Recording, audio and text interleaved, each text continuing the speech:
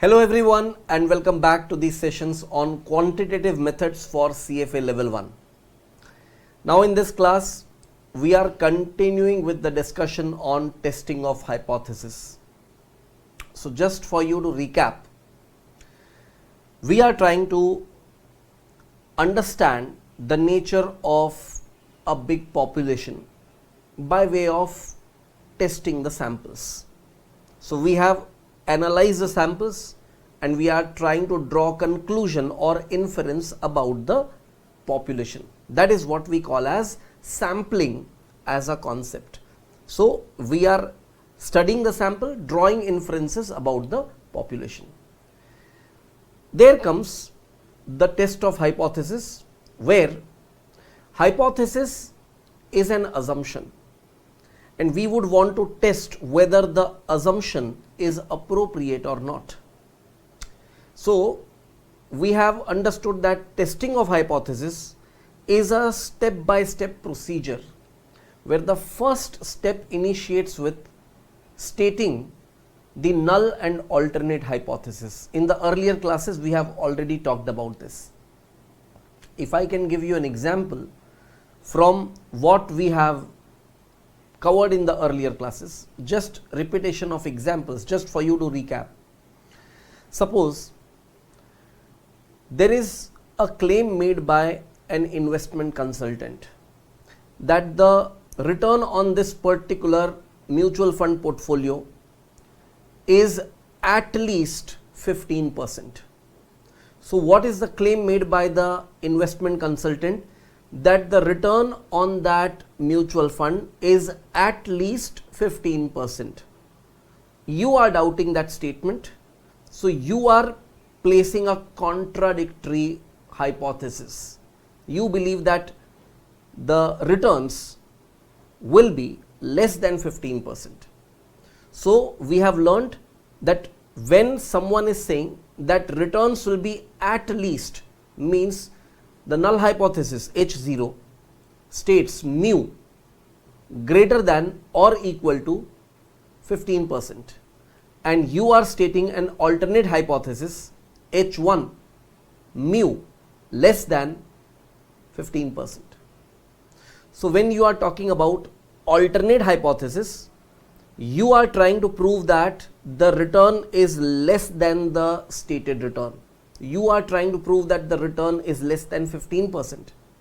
The alternate hypothesis is moving in one particular direction, whereas null hypothesis is moving in the opposite direction. Correct? There comes the matter of direction. If the alternate and null hypothesis are moving in singular direction, of course the opposite direction. If it is single direction movement, it is always a one-tailed test. Another example.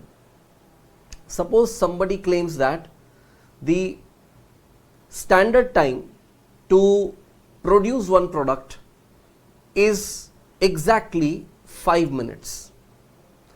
And we are challenging that statement. We are saying that sometimes it may be less than 5 minutes, sometimes it may be greater than 5 minutes. It is dependent on different circumstances, how much time you would need to produce one unit. So the null hypothesis over there will be mu equals to 5 minutes. The alternate hypothesis will be mu not equal to 5 minutes. Now, if you are trying to test that hypothesis and you find that mu is actually less than 5 minutes, your null hypothesis is proven wrong. If mu is greater than 5 minutes, then also null hypothesis is proven wrong. That means null hypothesis will be rejected either way, because null hypothesis is mentioning that mu equals to 5 minutes. If the test result provides that mu is actually less than 5 minutes, null hypothesis gets rejected. If mu is greater than 5 minutes, then also null hypothesis gets rejected. That means in both the directions, the null hypothesis is getting rejected. This is an example of a two-tailed test where both the directions, the null hypothesis is getting rejected. So if null hypothesis getting rejected in a singular direction, right or left, then it will be considered as a one-tailed test, whereas if it is rejected in both the directions, it will be a two-tailed test. So based on the examples that you have learned in the earlier classes, now try to blend this additional point about one-tailed and two-tailed tests. So that is the title of our discussion today, one-tailed and two-tailed tests. Now what is a one-tailed test? A one-tailed test or one-sided test is used when the research hypothesis specifies a direction. This is a very important line, specifies a direction. So specifies a direction of the effect. It tests for the possibility of the relationship in one direction ignoring the other. Now the question is, when to use one-tailed test? Use one-tailed test when you have a specific direction in mind for the effect of the difference. Let us understand it through an example. Testing whether a new drug lowers blood pressure more than the current standard. The hypothesis might state that the new drug is better, that is lower blood pressure, not just different. That means if the new drug is introduced which is claiming that it will lower the blood pressure compared to what was getting lowered down by the old drug. So if old drug was bringing down the blood pressure to a certain extent, new drug is more effective and it will bring down the blood pressure to a lower limit. In that case, you are trying to test only one thing, whether the new drug is actually bringing down the blood pressure. If it is moving the blood pressure to the higher side, it is definitely going to be unacceptable. That means your testing of hypothesis taking you to one direction. Your objective is to test whether the blood pressure is getting reduced or not. So change of blood pressure is not we are looking for. We are necessarily looking for reduction in blood pressure. Now I'll give you another example. Suppose a particular drug can be stored in a specified temperature only. Say the specified temperature has to be 20 degree centigrade. If the specified temperature is 20 degree centigrade and if the drug is stored in cooler or warmer temperature, both ways the drug will maybe get impacted by the temperature and the effectiveness of the drug may get affected. As a result, you are trying to check whether the surrounding in which the drug is stored, is it proper? So the surrounding would require the storage temperature to be maintained at 20 degrees centigrade. So the null hypothesis will be mu equal to 20 degrees centigrade. Alternate hypothesis will be mu not equal to 20 degrees centigrade. So now what will happen? If the test results are proving that the storage temperature is 18 degrees, the null hypothesis will be rejected. Or if the storage temperature is 22 degrees, then also the null hypothesis is getting rejected. Null hypothesis getting rejected in both the directions, it's a two-tailed test. Whereas in this earlier example that I just read for you about the drug made for blood pressure control, that was an example of one-tailed test, because there higher BP is not an indication of effectiveness of drug. Lowering down the BP is the measure for effectiveness of the drug. So you need to understand where H1 is taking you. So we have learned three different attributes of H1. H1 can come with sign as greater than, or it can come with a sign less than, or it can come with a sign not equal to. When H1 is stated with the sign not equal to, it is a two-tailed test. When H1 is stated with a sign either less than or greater than, then it is a one-tailed test. Now, when I specify that mu less than a certain value, then you are trying to apply a one-tailed test, because I am talking about testing of hypothesis where H1 alternate hypothesis is stating mu less than a certain value, means you are just trying to test it on the lower side. It will be a left-tailed test. On the other side, if H1 specifies mu greater than a certain value, then you are trying to test it on the higher side. It will be a right-tailed test. And when the alternate hypothesis is stating mu not equal to a certain value, you are trying to test it in both the directions. It will be a two-tailed test. So this much what I have just explained to you is quite enough for you to understand, but we will take some more reading and some more follow-up examples to have clear understanding about one-tailed and two-tailed test. Let me take you to the further discussion over here. So let me once again read about when to use one-tailed test.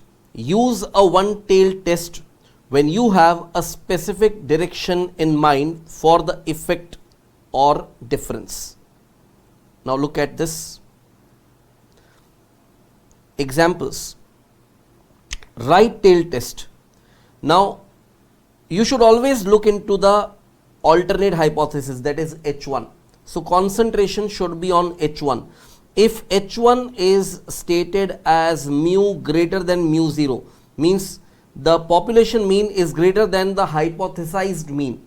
Keep in mind one thing, what exactly are these components?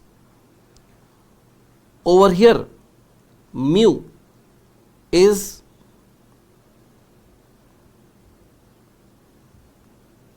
population mean and mu 0 is the hypothesized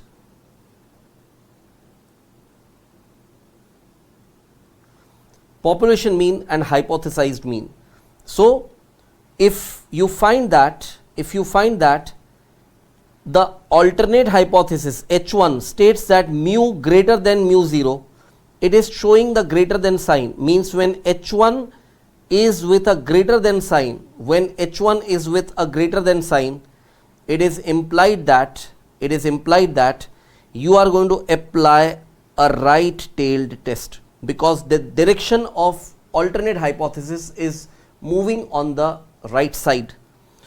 On the other side, when you focus on H1 stating that mu less than mu 0, you are trying to test it on the left side or on the lower side, so it will be basically the left-tailed test. So keep in mind one thing, right-tailed test, it tests if the population mean is greater than a specified value. That specified value is nothing but that hypothesized mean.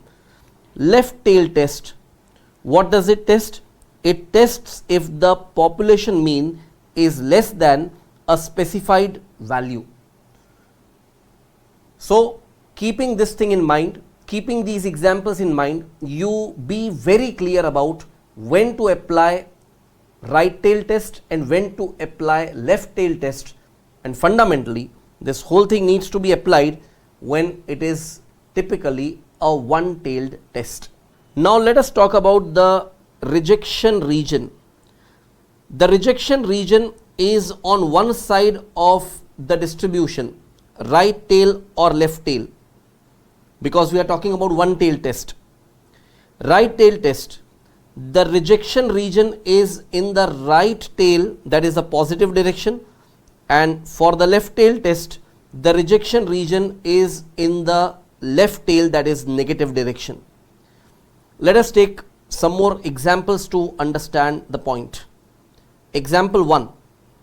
A teacher wants to test if students' score have improved after implementing a new teaching method.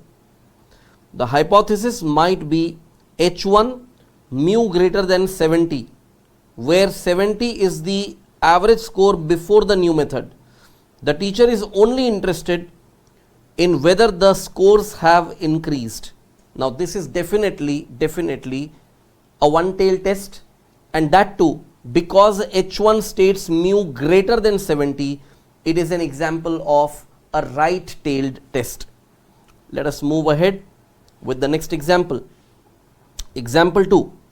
A retail store manager is concerned that the average daily sales have decreased and are now less than the previous average of $10,000.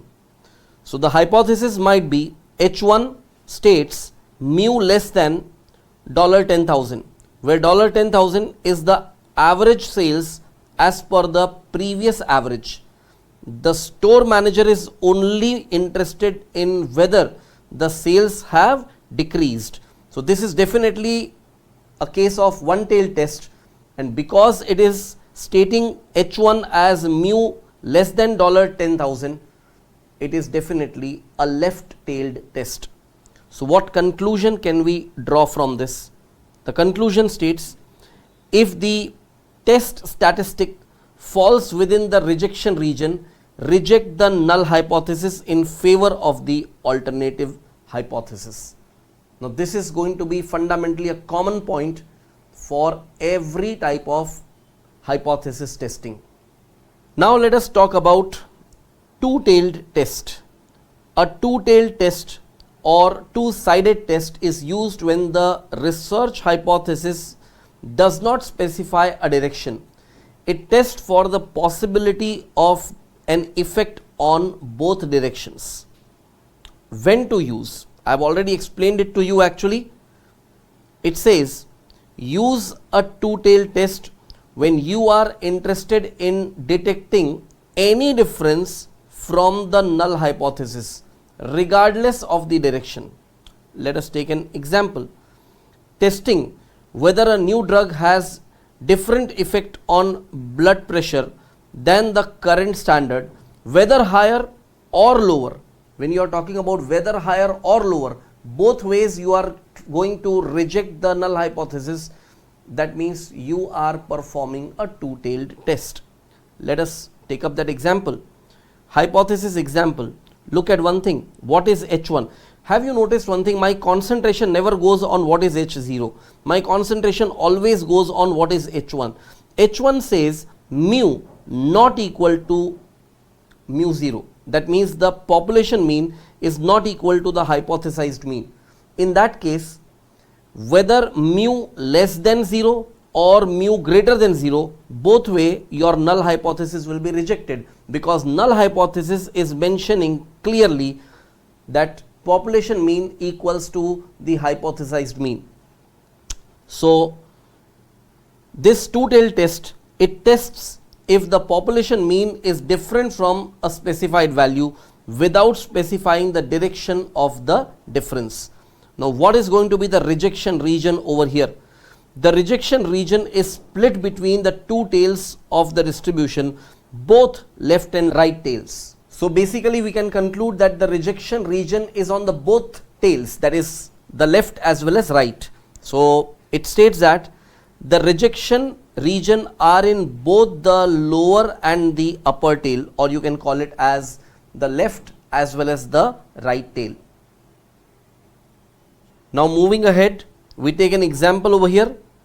A quality control analyst wants to test whether the mean weight of a product differs from the target weight of 500 grams. The hypothesis might be H1 stating mu not equal to 500. The analyst is interested in any deviation from 500 grams, whether above or below. So whether it is in the above direction or below direction, or in the right direction or left direction, either ways the null hypothesis is going to be rejected.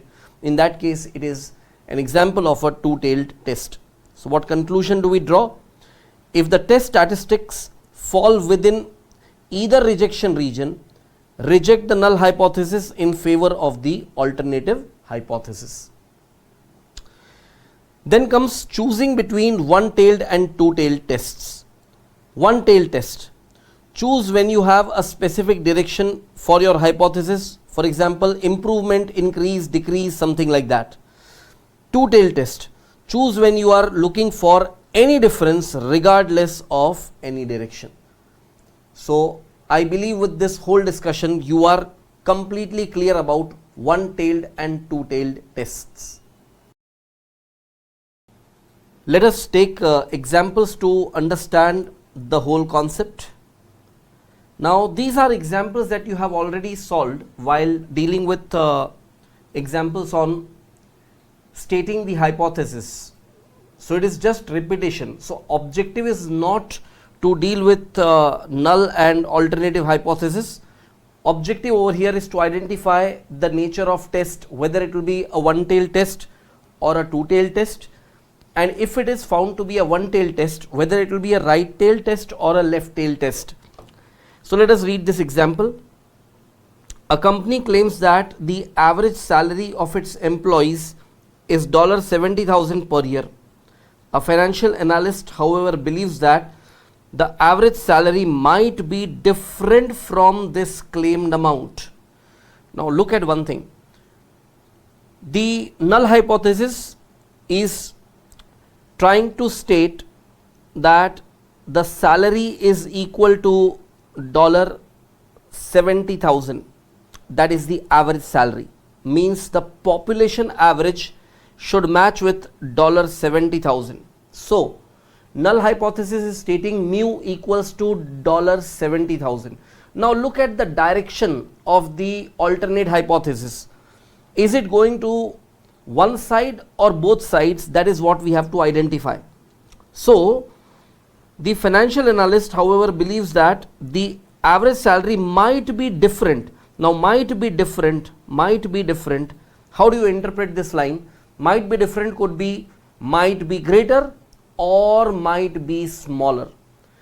That means less than or greater than, both will reject the null hypothesis. That means the alternate hypothesis in this case has to be mu not equal to $70,000, and that is why it will result in a two-tailed test. So, we have already written this whole solution and therefore we don't have to write it again. When we are formulating the hypothesis, you know what you want to test, The analyst is interested in testing if the average salary is not equal to $70,000, and therefore alternate hypothesis H1 states that mu not equal to $70,000. So, null hypothesis obviously is going to state H0 mu equals to $70,000, and if the test provides enough evidence to reject H0, the analyst would conclude that the average salary is indeed different from $70,000. So, it's all about, are you able to reject the null hypothesis or not? However, as I said, here our objective is to identify what will be the nature of test. Now, let us observe this. At the center, I take mu, which is basically $70,000.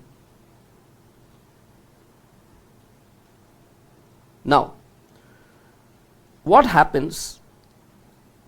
There will be a point where the salary from the test statistic, the salary may come in any of these ranges, even here. It may come here as well, any of these ranges. But notice one thing. When the salaries are coming in this range, see, this is the mu, correct, where it is $70,000 exactly. This is somewhere near around mu, correct, but this is, the red markings are farther away from mu. What does this imply? See, the salary is on an average claimed to be $70,000. So average salary is $70,000. If you pick a sample, the sample average might come to say $69,500 or even $69,000. Depending upon the Z score, you will find that is it somewhere near around. So obviously there will be fluctuation. You cannot have all the samples giving exact X bar for each sample as $70,000, correct? As a result, if it is coming near around 70,000, means it is not too far from the mean, it is somewhere near around the mean, that means the salary is different from 70,000, but it is not significantly different. But if it is coming in this range with red marking, it is significantly different. There comes the role of level of significance, which will be our follow-up discussion ahead. So the significance level, so if salary is found in this region, the null hypothesis will be rejected. So basically, if I mark this area on the right side and this area on the left side, if the salary is falling in this red markings, it is significantly away from the mean, and therefore we would want to believe that the null hypothesis is rejected. Because the null hypothesis got rejected in favor of the alternate hypothesis, means alternative hypothesis will be accepted. So as I told you, testing of hypothesis is all about whether the null hypothesis is getting rejected or not. So couple of things that we have understood over here, that the rejection area is falling on both the sides. When rejection area is falling on both the tails, this is what we call as a two-tailed test. And when it is a two-tailed test, we are definitely going to observe that the rejection area can be on this right side or on this left side. Either side there will be rejection area. As a result, if the average salary observed from the sample or the sample statistic is falling in these rejection areas, we would say it is significantly different from the average. If it is somewhere in this region, it is not matching with the mu, that is $70,000. There is difference, but the difference is not significant. So whether the difference is significant or not significant. Now see, if I bring the intervals closer, if I bring these intervals closer and tell you that only this is considered as a movement which is not significant, if something going to this side or this side, then it is a significant difference. That means my rejection area will be bigger both sides, and the acceptance or failing to reject possibility will narrow down. Correct? Failing to reject possibility will narrow down. In that case, this will be the area where the null hypothesis gets failed to be rejected, whereas this area and this area is the area where we are finding that it will be significant. So what you are observing, these vertical lines that I am drawing on either side of the center, if I keep it farther, the significance level gets reduced. If I keep it closer, the significance level is more. That means acceptance or rejection will also depend on significance level. See, what we are trying to do is cumulative concept building. We are right now focusing on one tail and two tail test. This was the example of a two tail test. What I am further trying to explain you along with, which we are actually going to discuss in the next lecture, that is about significance level. And so in this example, what we find that the narrower the distance from the center, the significance level on the either side becomes larger. that means there is more area allocated for rejection of the null hypothesis and lesser area where the null hypothesis might be failed to get rejected. So you have to always look into one thing: rejection of the null hypothesis will also depend upon the level of significance. So right now let me remove these markings so that you are clear about what exactly we have to do. So for that example 1 that we just read, in case you want to identify the two-tailed test, you may just draw this in your notebooks to identify that this is the graph for the example 1 that you have solved earlier. Now we have just marked the two-tailed test and the area where you are going to reject the null hypothesis. Mark it quickly and then I take you ahead.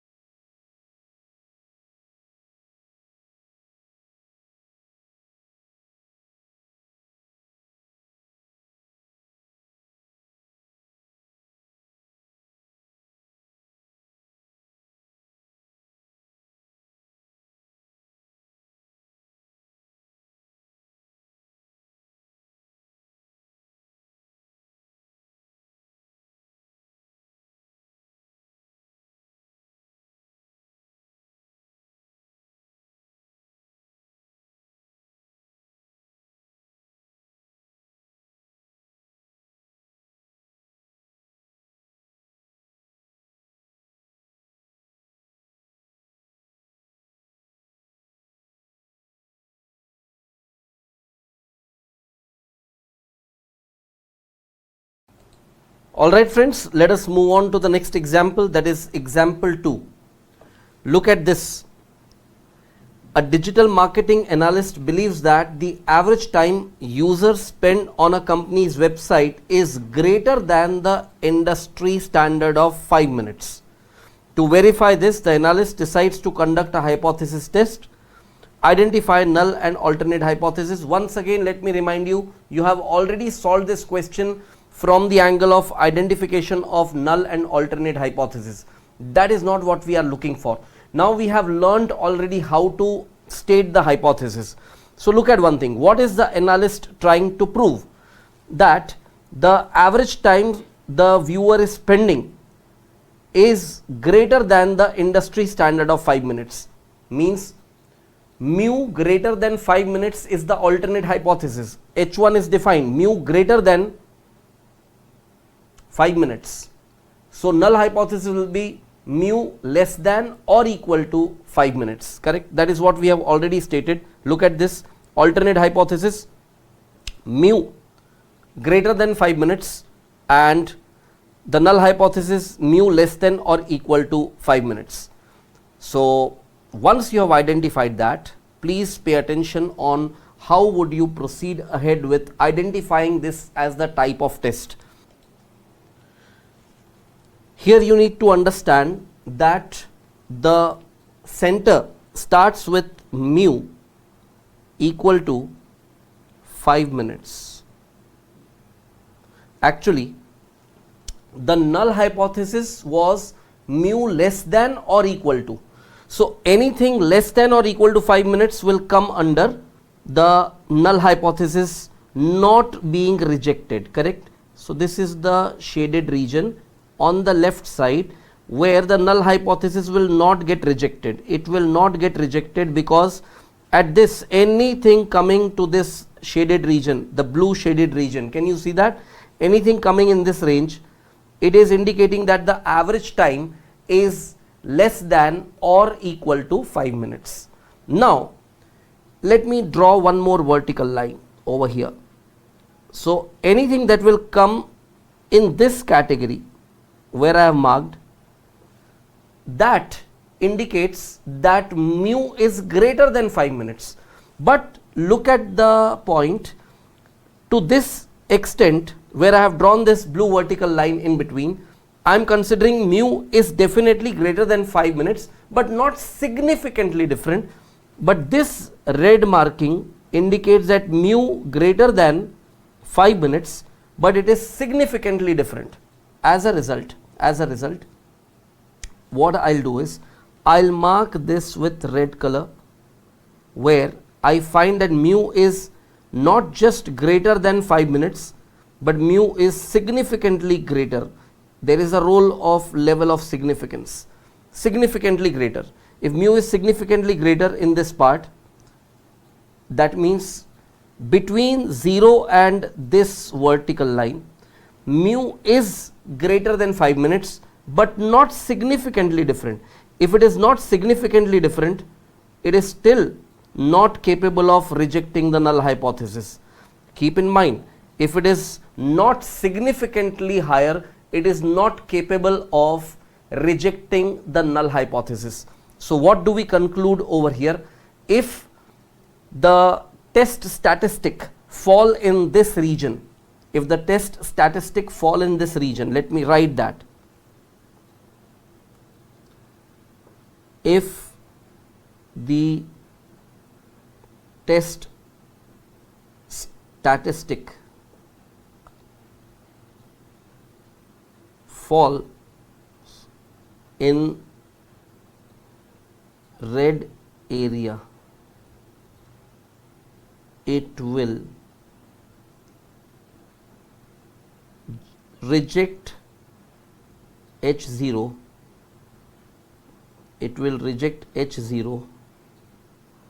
in favor of H1. It will reject H0 in favor of H1. So keep in mind one thing, our area of rejection is coming only in one side, that is the right side. So this test, the nature of this test, let me write over here. This is a one-tailed test. This is a one-tailed test. Typically what? It's a right-tailed test. It is a right-tailed test because the rejection area is falling on the right. The rejection area is falling on the right. It is definitely the right-tailed test. So please write up this graph and the conclusion over here, and then I take you ahead.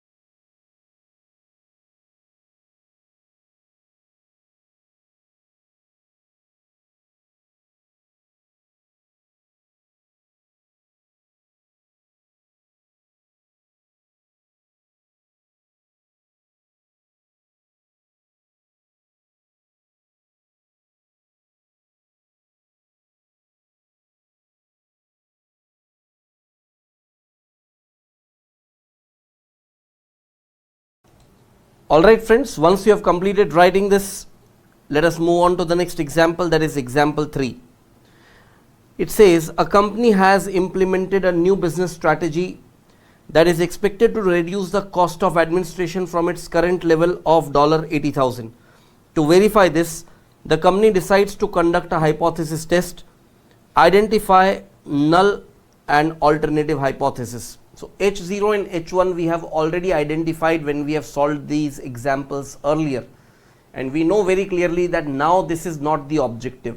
Now what is going to be the H1, because we are concerned with that? H1 is mu less than 80,000, because if you have carried on a new strategy, obviously with this new strategy the cost has to reduce. So the claim is all about whether the cost get reduced. That means H1 indicates that the new strategy did make a difference. On the other side, H0 should indicate a status quo, that no, the new strategy does not make any significant difference. As a result, the null hypothesis will be H0, which indicates mu greater than or equal to 80,000. So the claim is all about mu less than 80,000. That is the alternate hypothesis. So the key point is never the null hypothesis. The focus point always has to be your alternate hypothesis. You know it very well. So let us come to the graphical presentation, and at the center what I will do is, here I will write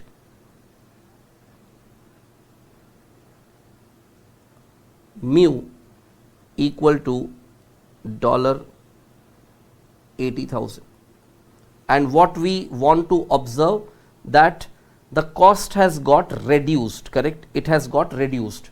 So I am drawing one line over here, vertical line. Now see, the null hypothesis stated that cost did not get reduced. If the cost is not getting reduced, means the cost will be anything greater than mu, that is greater than 80,000. Greater than 80,000. So cost equal to 80,000 or greater than 80,000 comes to the right side. So the blue shaded region is definitely part of H0. Now here, if the cost reduces below 80,000, so all these blue markings indicate that cost reduced below 80,000. But I would say, to the extent of this vertical line, this reduction is definitely a reduction, but maybe not a significant reduction. If it is not a significant reduction, then I would still consider this as part of my null hypothesis. So either the cost is not getting reduced on an average, or if it is getting reduced, it is not significantly getting reduced. So where lies the significance when the cost reduces beyond a certain point? So the rejection area is found over here. So if your test statistic come in this category, if your test statistic fall in this area, red marked area, then we would conclude that the cost reduced compared to the current cost $80,000, it got reduced, and it got reduced significantly. So if something comes over here in this red area, means the null hypothesis will get rejected. Now what was the null hypothesis? If you see, it stated that mu greater than or equal to 80,000. It gets rejected in favor of H1, which states mu less than 80,000, because we found that the test statistic is coming in this particular region. So this graph shows the significance level is on the left side. So I would say, I'll write it over here. If the test statistic falls in this area, comma, H0 will be rejected in favor of H1. What kind of test do we find this one as? This is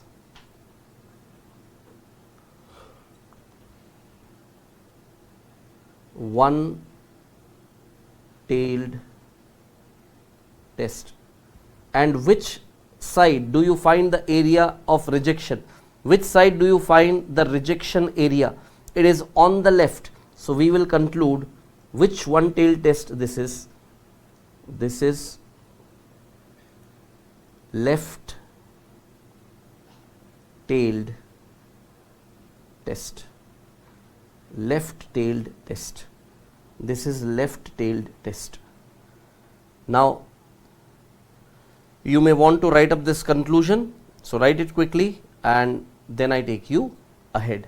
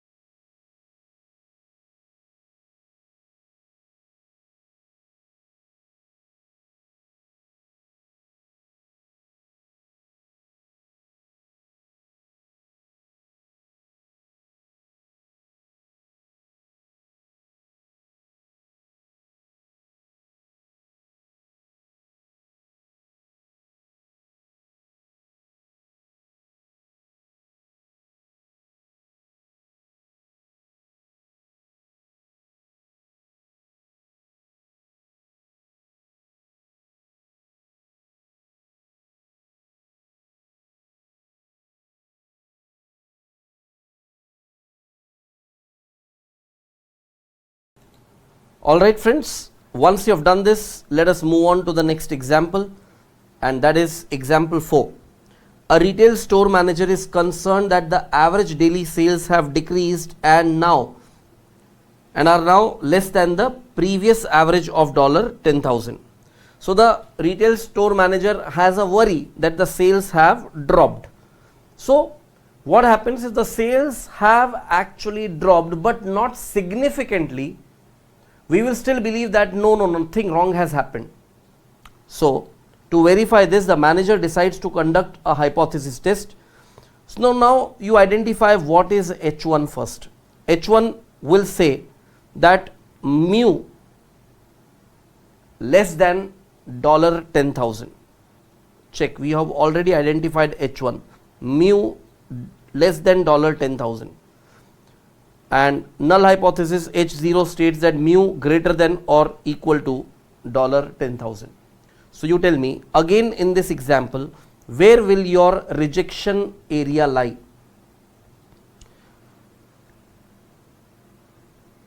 So at the center, mu equals to $10,000, and anything which is above $10,000, which will indicate that sales definitely has not reduced, and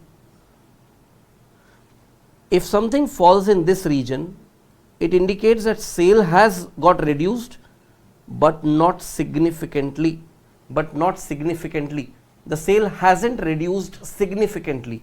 However, if the sale is coming to this region, it is lower than 10,000 definitely, and it is significantly lower.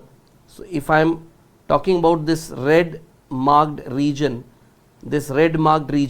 will indicate that sales is significantly lower, and if something comes in this category in the red region, H0 will be rejected in favor of H1. So again, this is a typical example of a left-tailed test, because your rejection area is in the left. What conclusion I want you all to draw? Where does the rejection area lie? If the rejection area lies on both sides, it is a two-tailed test. If rejection area lies only on one side, it is one-tailed test. Then if it is one-tailed test, just observe where it lies. If it lies on the left side, it is a left-tailed test. If it lies on the right side, it is a right-tailed test. As simple as that. So I give you a moment to quickly draw this and mention that this is a case of left-tailed test.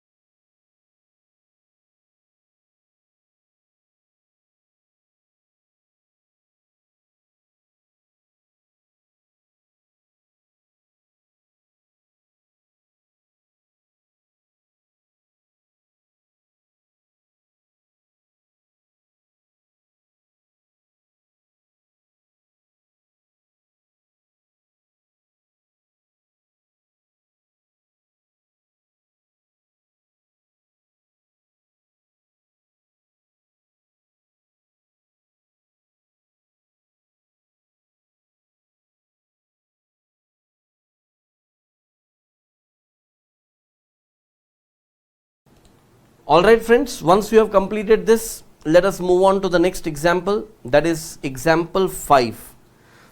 A researcher believes that the average returns of a mutual funds over the past 10 years is higher than the market return, which is known to be 12%.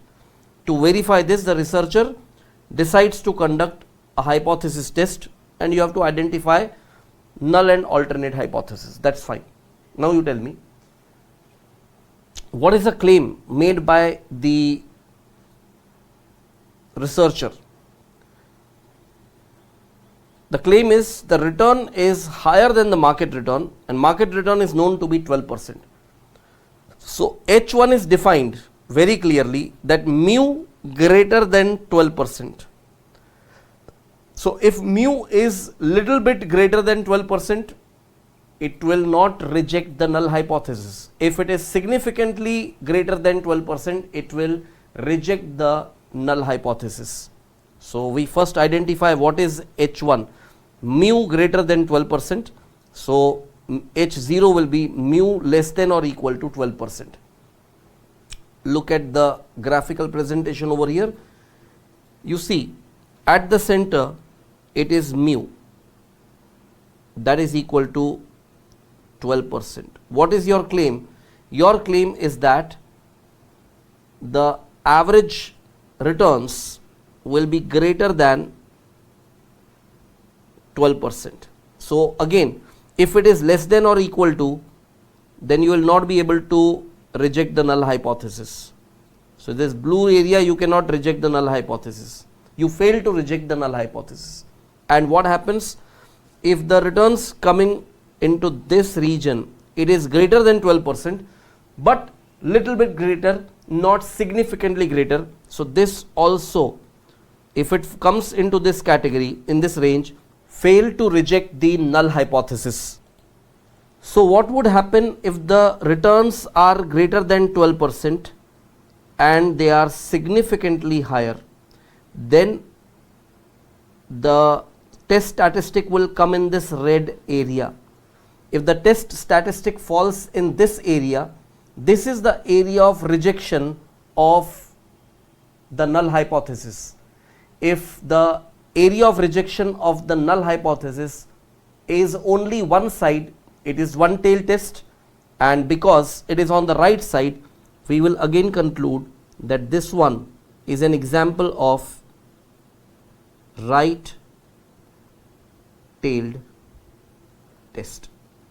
So please draw this graph and identify that it is a right tail test, and with that we put an end to this particular class.